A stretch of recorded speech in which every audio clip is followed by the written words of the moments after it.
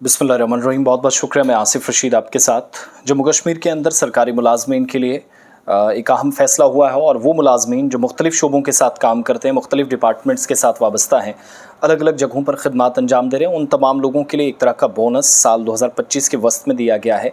लेकिन central government के जो एम्प्लॉयज़ हैं उनके लिए प्रायोरिटी पर फैसला लिया गया है।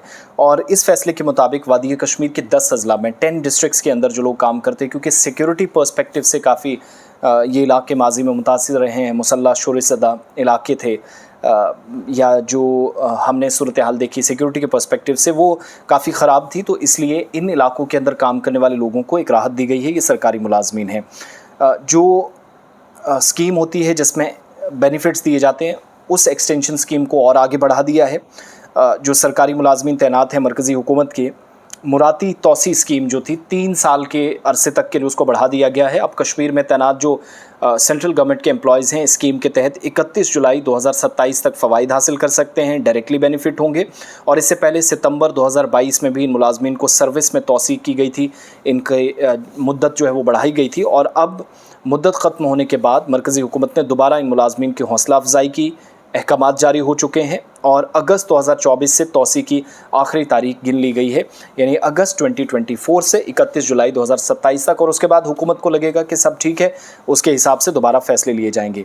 ये 10 डिस्ट्रिक्ट्स जहां पर ये जो फ़ैसला होगा, इसका इतलाक़ होगा, इसकी इम्प्लीमेंटेशन होगी, और जो इस दायरे में वो लोग भी आएंगे जो ख़ास तौर से जो रेलवे डिपार्टमेंट या रेलवे हुकाम के साथ काम करते हैं, और बाकी डिपार्टमेंट्स के साथ भी।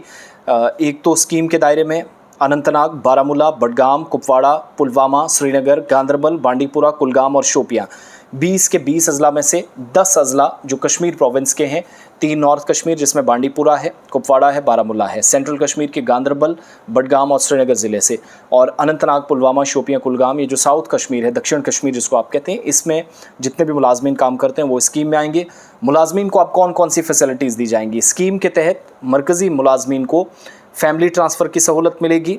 अगर मुलाजमीन सरकारी ख़र्च पर अहल खाना को, फैमिली को मुल्क में अपनी पसंद की किसी जगह पर रखना चाहते हैं, कहीं पर भी फैमिली को ले जाना चाहते हैं, वो जगह का इंतखाब खुद करेंगे और इसका ख़र्च जो है वो सरकार उठाएगी। नंबर 1, ट्रांसपोर्ट अलाउंस भी रखा गया है और कंपोजिट ट्रांसफ़र ग्रांट भी शामिल है, यानी जो गाड़ी आप प्लेन के ज़रिए जाएँ, आप रोड ट्रांसपोर्ट के ज़रिए जाएँ, किसी भी तरीके से जो भी सोर्स आपका होगा, आपको सरकार उसके लिए पूरा पैसा देगी। आप फैमिली को किसी भी जगह, अपनी पसंद वाली जगह पूरे मुल्क के अंदर रख सकेंगे। दूसरी सहूलत, ट्रांसपोर्ट अलाउंस स्कीम और कंपोजिट ट्रांसफ़र ग्रांट शामिल की गई है। मुलाजिम की जो आखिरी दी गई बुनियादी तनख्वाह है, बेसिक पे है, उसकी 80% के बराबर ये अलाउंसेस होंगे। जो अलाउंसेस मिलेंगे वो 80% लास्ट पे के बराबर होगी, उसके 80% के बराबर। और तीसरी बात, जो लोग अपने अहले खाना को या फैमिली को किसी दूसरी जगह ले जाना चाहते हैं, रोज़ाना उनको इसके लिए अलाउंस मिलेगा। 113 रुपये हर दिन इसके लिए दिया जाएगा। ये ख़र्च महकमे का जो सिटी ट्रैवल रीएम्बर्समेंट उसूल है उसके मुताबिक किया जाएगा।